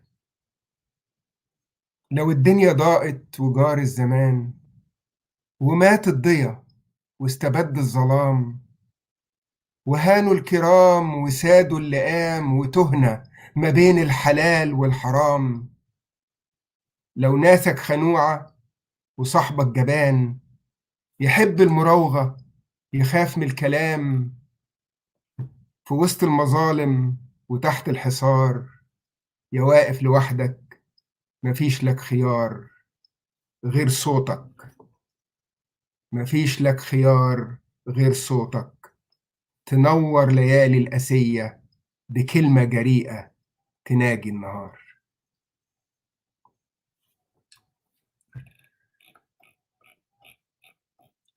So as I'm reading this, I'm hearing from my window, I'm not very far from the Israeli consulate. The demo is still going on, and I still hear the chants going on out there. And as soon as we are done, I'm going to go join them if they're still out there. For those who don't understand Arabic, I will try to read a quick translation of the poem. Alone. If your world collapses, light suffocates and darkness spreads. If the righteous are oppressed, the wicked rule, and we can't distinguish right from wrong. If your people are cowards, your friends are scared, afraid to rise up, afraid to speak. In the midst of injustice and under siege, you who stand alone have no recourse but your voice. Illuminate the night with a word of truth, ushering daylight. Thank you. Ehab, thank you for your powerful words and beautiful poetry. Thank you for that gift. The last Friday of Ramadan, the world witnessed 70,000 Palestinians make it to Al-Aqsa Mosque. They were met by guns that were fired inside of our mosque. They were locked inside of that mosque. There was bloodshed and death in the holy month of Ramadan. And yet, the resilience of Palestinians on Eid, 100,000 people made it to Al-Aqsa Mosque. And they stayed there guarding their mosque. And afterwards, they went to demonstrate in Sheikh Jarrah against the ethnic cleansing of Palestinians. There are only a few Palestinians left in Jerusalem. It began with the displacements of Palestinians in 1948. Most of the Palestinian Christians were displaced at that time, as well as the Muslims. And now we have Sheikh Jarrah. So this now is complete ethnic cleansing. And today we have a guest with us, and it's Zafar Bangash. Zafar is from the Al-Quds Committee. He's the president of the Islamic Society of York Region, the Islamic Movement journalist. And Zafar, I am looking forward to hearing what you have to say about the burning of the Al-Aqsa Mosque and about the reaction of the Muslim community to this. Not only did Palestinians have heavy hearts, all Palestinians, not just Muslims, have heavy hearts watching that mosque, that historic mosque, one of the most important mosques for Muslims burning. But all Muslims throughout the world, most Muslims, were watching that with heavy hearts, and I'm sure that you were one of them. Zafar Bangash, thank you for joining us today. Thank you, Sarah. I'm really honored to participate in this event with so many wonderful speakers. We have heard great things from many of our speakers, and I'm very glad to say that at long last, the Palestinian struggle for truth and justice is now coming to the forefront. As you mentioned, on the last Friday of Ramadan, 70,000 Palestinians participated in Friday prayers, whereas I think we need to remember that 2 years ago, that is in 2019, before the pandemic started, there were 200,000 Palestinians that had gathered at Al-Aqsa Mosque for Friday prayers. So this year, unfortunately, tens of thousands of Palestinians were prevented from praying in Al-Aqsa Mosque on the last Friday. And even then, the Israeli police and army, they invaded inside that sacred sanctuary. They trampled underfoot the sacred space.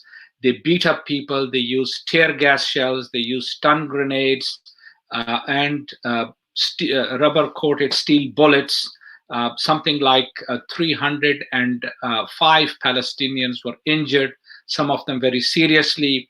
At least 2 Palestinian youth were blinded completely by these rubber bullets. Even women were attacked, and yet the Palestinians did not give up. We need to keep in mind that this current intensification of the struggle actually started at the beginning of Ramadan, which was April the 13th, because Ramadan is a time when Palestinians gather outside on the steps of Al-Aqsa Mosque in a place called Damascus Gate. And this year, of course, these Zionist settlers attacked them, invaded the space, and in conjunction with the Israeli police, they attacked and beat up Palestinian people. And so what we are seeing is actually a Nakba in real time. It's been going on, as you mentioned, and also speakers have mentioned that it's the 73rd anniversary of a Nakba, but it's actually an ongoing event. And of course, as we have heard that the Israelis are trying to evict Palestinians from Sheikh Jarrah, we need to keep in mind that these Palestinians are the ones who were ethnically cleansed from their homes in 1948. And then in return for these Palestinian families giving up their right to return to their original lands, that this area was given to them to build their houses. And now these Zionist colonial settlers are coming after them in Sheikh Jarrah as well. But despite all of these terrible things that are happening, I take great comfort in the fact, as Dimitri had said and as others have said, that the Palestinian people have not given up. In fact, what has happened is that these latest developments have united all of the Palestinians. So what we are witnessing today is not only the Palestinians in Jerusalem, Palestinians in the West Bank, Palestinians in what is referred to as the Green Line, or inside the Green Line, the 1948 Palestine, or in the Gaza Strip. They are all united in their struggle to regain their rights and their dignity. And of course, we are witnessing these Zionist vigilantes attacking Palestinians in Lod, in Haifa, in Tel Aviv, Beersheba, and other places. But they continue to stand strong.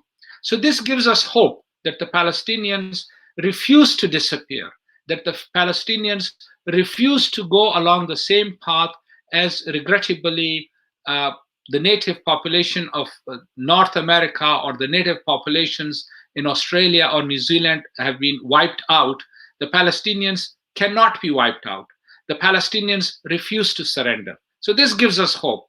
The second thing that gives us hope is that there is now greater awareness internationally about the suffering of the Palestinian people, about their rights, and even the International Criminal Court has taken note of the fact that Israel had perhaps committed war crimes in 2014.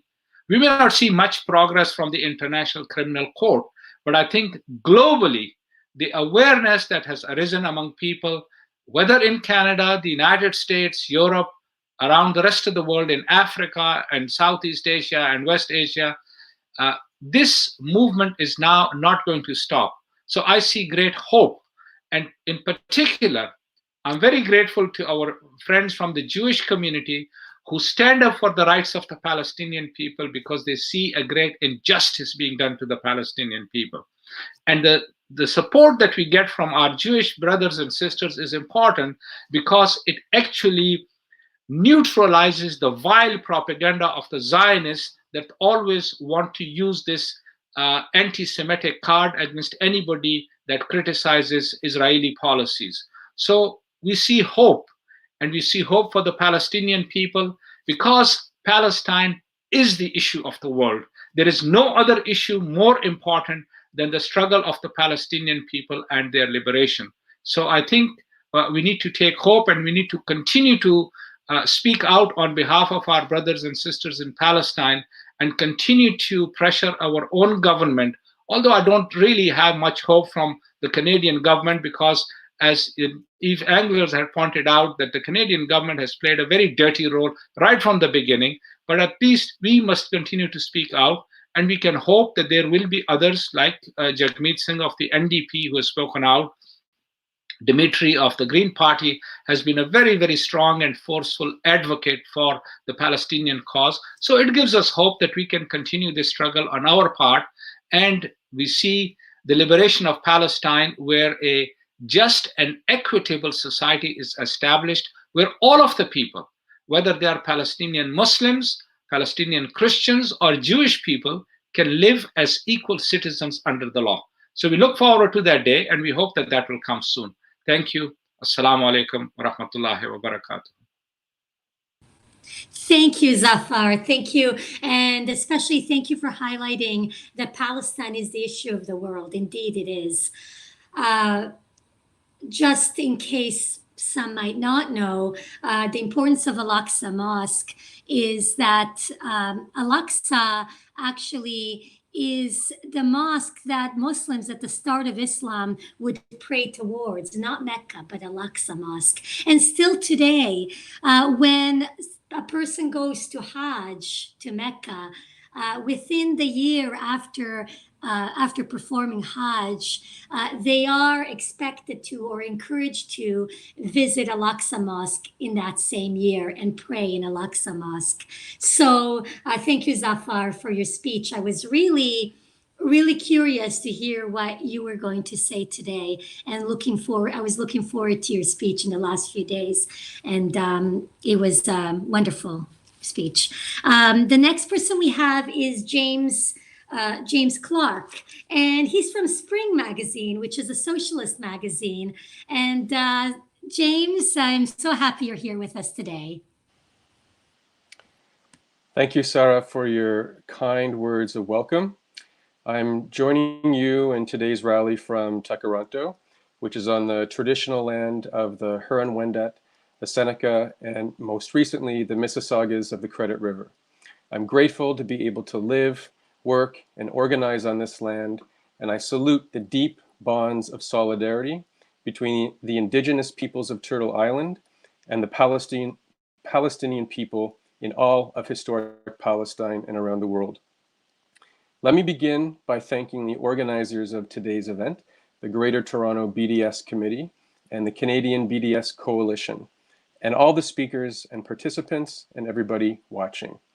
It's an honor to be here with you today, and I bring you greetings of solidarity from Spring Magazine and the Spring Socialist Network. My thoughts today will focus on all the things that should give us hope about the struggle for Palestine, despite the atrocities we see continuing today.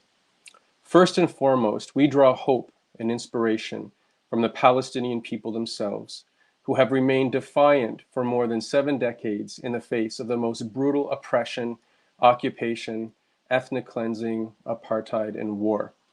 Against the most difficult odds, the Palestinian people have led an historic and noble fight that has fueled a culture of resistance, both in historic Palestine and wherever Palestinians live. That is why we see today, and in every year since the Nakba 73 years ago, loud and vibrant expressions of resistance in towns and cities all over the world.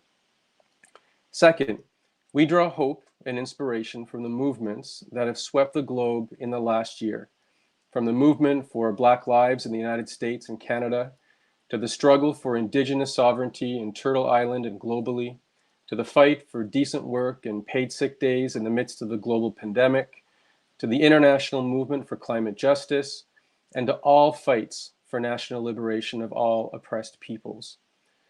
The Palestinian people are present and have always been present in these struggles, in addition to leading their own. And we have witnessed an unprecedented deepening of solidarity between so many of these movements and the struggle for a free Palestine. As a new generation of fighters takes the lead in these movements and in others around the world, we see their arms outstretched to the Palestinians, and we hear them shouting the slogan, "None of us are free until Palestine is free." And with this deepening of solidarity comes a seismic shift of the political terrain on which we organize. After more than 7 decades of Palestinian resistance and an ever-growing international solidarity movement, the tide is truly turning for Palestine. And not just in public opinion, where majorities in almost every country already support the Palestinian struggle for freedom, but in the strength, the momentum, and the unity of our movement. We feel this shift in official politics, where spaces that have barely heard the word Palestine whispered now hear loud and clear the voices of Palestinians themselves, their communities, and their supporters. And we see it in the tens and hundreds of thousands of people taking to the streets in the last week in protest of Israel's latest onslaught against the Palestinians. We are seeing it in all our struggles and movements, and it is a source of hope that fuels our determination to see a free Palestine in our lifetimes. And that brings me to my third and final thought today. Not just the idea of a free Palestine, not just the hope or the aspiration for a free Palestine, but our certainty about a free Palestine. As we assemble here in a virtual rally, I want us to think of all the times we have gathered in person over the years, standing shoulder to shoulder, literally and figuratively, outside the Israeli consulate, or outside the US consulate, or in front of our own buildings of parliament, demanding accountability of our own elected leaders and representatives, and saying to them, "Not in our name will you be complicit in Israeli war crimes against the Palestinians." In those moments of protest, opposition, anger, sometimes despair, but always love and solidarity, we plant the seeds of the future of a free Palestine. I want us to imagine a time not too far into the future when we will gather again in person and shoulder to show our love and solidarity with the Palestinian people. But I want us to imagine that these gatherings won't be expressions of protest or in opposition to the ongoing suffering and oppression of the Palestinians. Instead, I want us to imagine that these will be gatherings of joy and of celebration at the liberation of the Palestinian people, of their historic emancipation from the decades-long occupation of the Israeli state. Instead of protesting outside the Israeli consulate, imagine hundreds, thousands, or even tens of thousands of us gathered in the streets in solidarity, outside a consulate of a free Palestinian state, where all its inhabitants live in freedom and equality, without oppression, racism, or apartheid, and in the spirit of love and solidarity that inspires our movements. So when we chant the slogan, Free, Free Palestine, a slogan we all know we will repeat in the days and weeks ahead, let us say it not only in solidarity of the Palestinians' heroic resistance. Let us also say it in anticipation of the free, free Palestine we know is already in the making and already on its way. We know it because we see it growing in the streets, in cities and towns all over the world, and we feel it deeply in our hearts. Long live a free, free Palestine. Thank you, everyone. James, that was a beautiful speech, especially nobody's free until Palestine is free. Those words are so true. Palestine, yes, is for Palestinians, but Palestine also has a significance for so many different people and so many different cultures and so many different religions throughout the world. And so when a gun is shot or a bomb is thrown at a Palestinian family, we are all wounded. Rachelle Friesen is from Canada, coordinator of the is a Canadian coordinator of the Christian Peacemaker team, and of course Jerusalem is also a Christian city as well. And Rachelle lived for 5 years in Palestine. And for 4 of those 5 years, she was a program coordinator with the Mennonite Central Committee. And as a result of her advocacy, she was deported by Israel, and she was banned from returning to Palestine for 10 years. And she currently resides in Toronto. And thank you, Rachelle, for joining us today, and also for your commitment. Thank you for having me here. So yes, I'm the Canada coordinator for Christian Peacemaker teams. We are a multi-faith organization and currently have a human rights team on the ground in Hebron. The news headlines come in every day. A 15-year-old Palestinian child is shot in the head by a settler near Ramallah. Israeli jets bombard a house in a refugee camp in Gaza, leaving only one survivor, a 2-month-old baby. The Red Crescent reports 1,757 injuries from the Israeli military targeting Palestinian protesters in the West Bank. 2 Palestinian children sustained burns in Jaffa when a settler throws a Molotov cocktail at a house. Israelis drag a Palestinian out of a car and beat him live on camera. 12 Palestinians killed in the West Bank, 140 Palestinians killed in Gaza. My Twitter feed reads like a dystopic horror movie, but this is no movie. This is reality. This is the reality of Palestinians, no matter which side of the colonial drawn borders they are living. It has been 73 years of Nakba, and every year we gather to commemorate, to demand the right of return and comment on the ongoing Nakba. Yet every year the displacement continues, the land theft continues, the occupation continues, and the body count grows. This past week I spoke to a friend in Jerusalem. He said that the youth of Jerusalem have had enough. They have had enough of the world sitting back and watching their suffering, and they were taking their future and their liberation into their own hands. They were going to resist, and their call was joined by Palestinian youth from across the country, from Lud to Nazareth to Akka to Hebron to Beit Lahem to Khan Yunis and Rafah. Palestinian youth took to the streets demanding justice, dignity, and freedom, an end to the ongoing catastrophe and apartheid. This past week, our social media feeds were consumed with images of displacement, lynchings, violence, and death. The message from Palestine is clear. Join them in their struggle for freedom. Join them in their struggle for peace.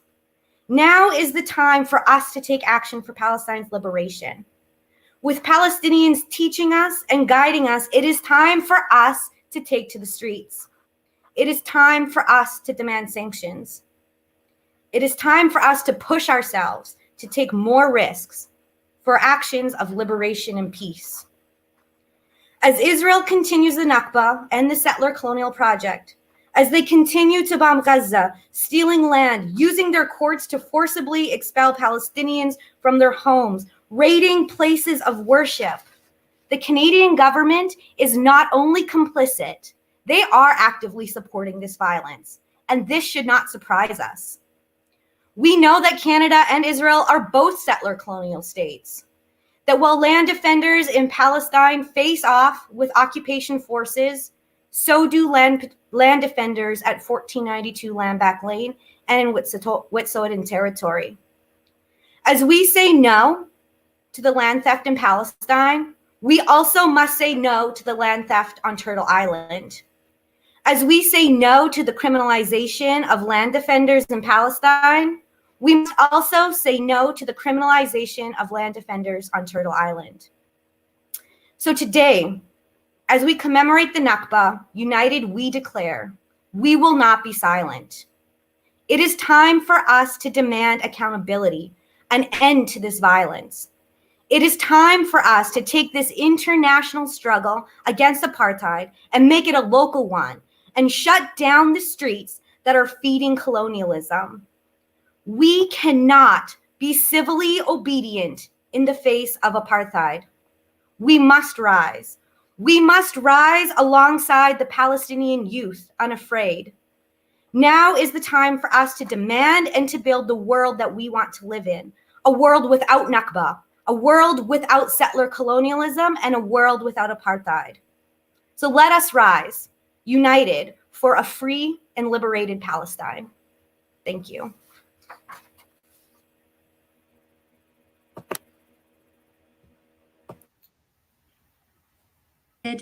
Hello. Thank you, Rachelle, for that powerful speech. And I'm staying conscious of time. So we are actually going to move on to Herman. But before we go to Herman, I would like to ask if Rana is in the audience. Has Rana been able to sign back in, our poet from Gaza? If Rana is here, you can say hello. But if she's not, we'll move on to our last speaker. And our last speaker is Herman Rosenfield. And we were also supposed to have Dr. Ismail Zayid join us, and he did join us and he listened. However, the problem with these virtual events is that often there are some glitches, and so he's able to listen, but Dr. Zayid Ismail is not able to actually be heard. So he's with us and he's listening, and thank you for joining us. And I'm sorry that you weren't able to offer us your speech, but we are glad you're with us. So the next speaker that we have is Herman Rosenfield, who is part of the Socialist Project. He's a social activist, he's an educator, and he's also a writer. Welcome. Thank you. I've been involved in Palestine solidarity since 1974. That's 47 years, I think. And I first worked with, when I lived in Montreal, with Rezek Farage and Edmond Omran. They had an organization called Quebec Palestine. And that's where I learned a lot about this issue, and I've been involved ever since. I'm going to read a statement that we put out, Socialist Project put out a couple of days ago. After a long period of Israel intensification of its military occupation and isolation of so-called Palestine territories of the West Bank and Gaza, with roots in the Nakba, direct conflict and confrontation has again erupted. Rocks and rockets being flung by Palestinian defenders of their rights, being met by Israeli drones and airstrikes hitting and killing people in Gaza. The casualties are massively disproportionate, with numbers of Palestinians dead and injured, and the physical destruction of buildings and infrastructure undeniable. The isolated population of Gaza is again being punished by large numbers of civilian casualties, including children, and the targeted destruction of housing complexes. As Israel intensified its occupation over the last decades, it has steadily built settlements, took control of water supplies, and laid its apartheid wall and separate road system across the West Bank, with the consequences of severely damaging the Palestinian economy. In Jerusalem, Israel has been slowly but persistently ethnically cleansing East Jerusalem in a deliberate planned policy of what they call Judaization, through forced evictions, house demolitions, arcane judicial rulings. This is what they justify the move around Sheikh Jarrah. Planned policy, and arcane judicial rulings on housing rights, and building new blocks for Israeli settlers. Israel engages in continual harassment and threats to Palestinian cultural sites, including the threats to demolish the Al-Aqsa Mosque, one of Muslims' holiest sites, and build supposedly a third temple.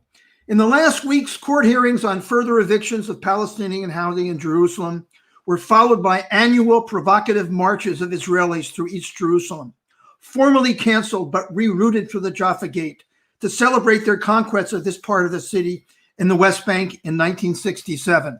Sort of reminds one of the marches in Northern Ireland. Then on Monday, hundreds of Israeli police and soldiers wantonly attacked and cleared the Al-Aqsa Mosque, firing rubber bullets, tear gas, and stun grenades, and injuring hundreds of Muslim worshippers, often targeting the heads and eyes of victims. All of this in violation of a range of international accords and following a historical pattern of Israeli provocation and intimidation. On both sides of the political conflict, the existing political systems are at a stalemate, politically corrupt and offering no meaningful way ahead.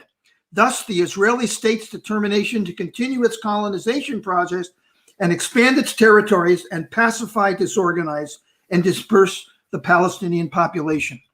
The two-state solution so often brought forward by Israel's North American backers is an extremely fragile state facing new challenges and with apartheid legal and military structures laid over what is effectively now, in administrative and operational terms, one state. We in the Socialist Project stand in solidarity with the Palestinian people in their right to resist occupation, the struggle for self-determination and national liberation, the end of apartheid legal structures in Israel, and the right of return to historical Palestine. This urgency to stop killing and assaulting Palestinians in Gaza in particular must stop. We join other Canadian organizations such as Independent Jewish Voices, Labor for Palestine, Palestine Solidarity Groups in Canada in supporting the boycott, divestment, and sanctions campaign for Palestinian rights, an end to the occupation and statehood. We reject the empty gestures and calls for peace by the Canadian government, even as it deepens economic, military, and cultural ties with the Israeli state, and consistently and openly supports the use of violence and military force in Israel. There is an immediate need to stop Canadian arms shipments and all relationships with them, break military and security arrangements, and take Israel off the safe country list for arms sales. And yes, as Barry mentioned, also to bring vaccinations to the Palestinian people. Solidarity with the struggles of the people of Palestine are struggles against settler colonialism in Canada and around the world, and against all forms of Western militarism and imperialism. Thanks for being part of this grouping. It's an honor to be with these folks, and thanks for organizing this. So.